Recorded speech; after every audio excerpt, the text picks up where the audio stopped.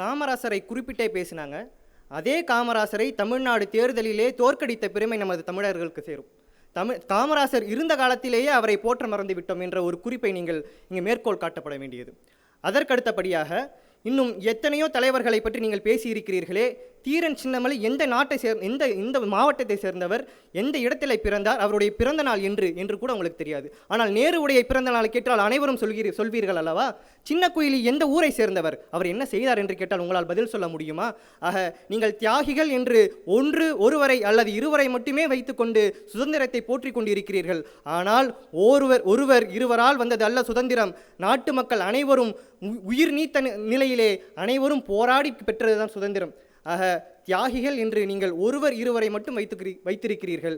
மீதி இருப்பவர்களை பற்றி தெரியவில்லை என்றாலும் பரவாயில்லை. ஆனால் அவர்கள் அப்படி ஒருவர் இருக்கிறார் என்பதை கூட உங்கள் அறிவிலே புகட்டாதது நமது கல்வியினுடைய பிழையாகவும் சொல்லலாம்.